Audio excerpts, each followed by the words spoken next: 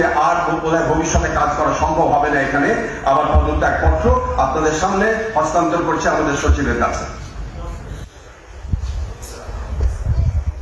বলতে যাচ্ছি, যদি কেউ ভিডিও করতে চান আজকে একেবারে সার্থক সময়।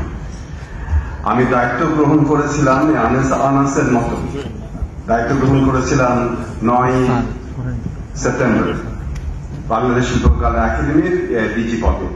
দায়িত্ব গ্রহণ করেছিলাম আনাসের মতো 1,500-এর অধিক শহীদের রক্তের জন্য আমার একটা দায়িত্ব আছে, সেই দায়িত্ববোধ থেকে। এই দায়িত্ববোধের জন্য আমি আমার থিয়েটার করা বন্ধ করেছি, আমি সবকিছু ছেড়ে দিয়েছিলাম। আমার ব্যক্তিগত জীবন ছিল না, একেবারে শতকরা 100% সময় ছিল বাংলাদেশ শিল্পকলা একাডেমির জন্য, এবং আমি কাজ করেছি বাংলাদেশ শিল্পকলা একাডেমির সবার আগে সর্বাগ্রে এই নীতি অনুসরণ করে। আমি কোন জায়গায় কোন রকম অর্থনৈতিক অনিয়ম করতে বা অনৈতিক কাজ করতে দিতে চাইনি।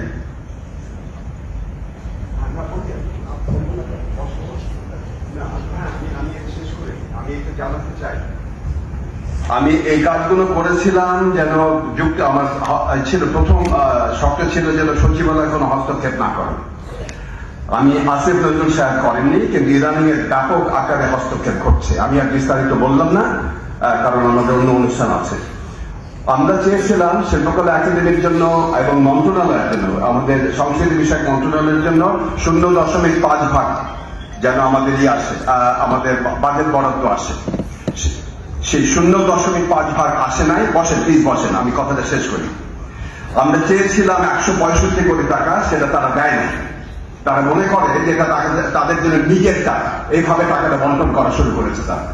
এবং আমাদেরকে আমরা যা চেয়েছি সে তার 165 কোটি টাকা ধারে কাছে না, বোধহয় কাচিয়ে কুচিয়ে 110 কোটি টাকার মতন হবে, যদি আমার আশাটা পূর্ণ হয় সেখানটা। আমি এতদিন কাজ করেছিলাম সমাজের এই মূল নীতি নিয়ে, যে সমাজের কেন্দ্রে শিল্পকলা স্থাপিত হোক, গণমুখী শিল্প চর্চা হোক, উৎসব মুখর বাংলাদেশ হোক এখানে, এবং হাজার নদীর দেশে বাংলাদেশ যেটা, সেখানে যেন হাজার মত পথ ধর্ম বর্ণ সব মিলে একসাথে আমরা কাজ করতে পারি। আমার উদ্দেশ্য ছিল শিল্পকলা একাডেমিতে অর্থনৈতিক স্বচ্ছতা আসুক, প্রশাসনিক শৃঙ্খলা আসুক, আর মূলনীতি অনুষ্ঠিত শিল্প চর্চা আমরা যেন করতে পারি।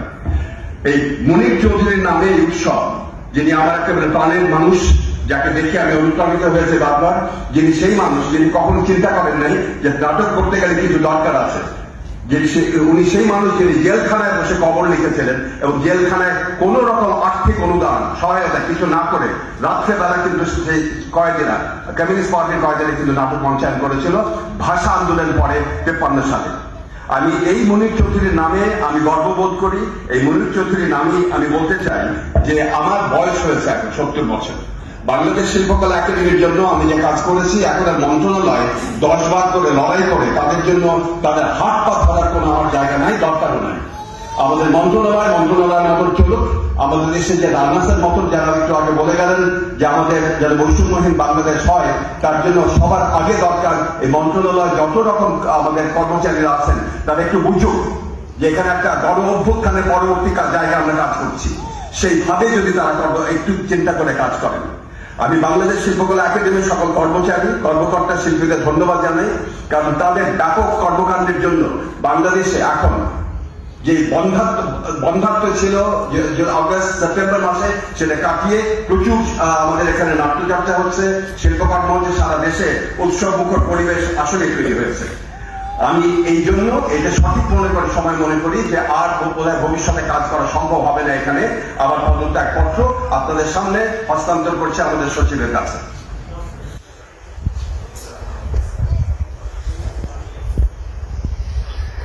আমার এখন ফিরে যাওয়া দরকার আমার নিজের কাছে।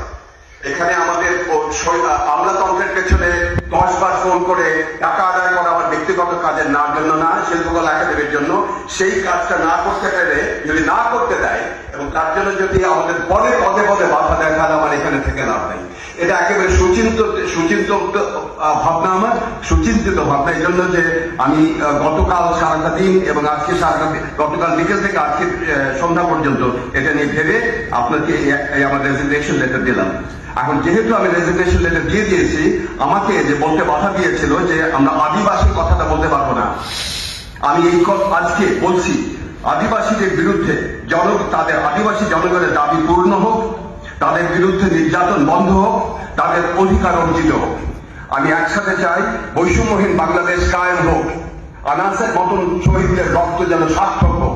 এটা আমরা ভুলে যাচ্ছি আমরা গণ অভ্যুত্থানের কথা।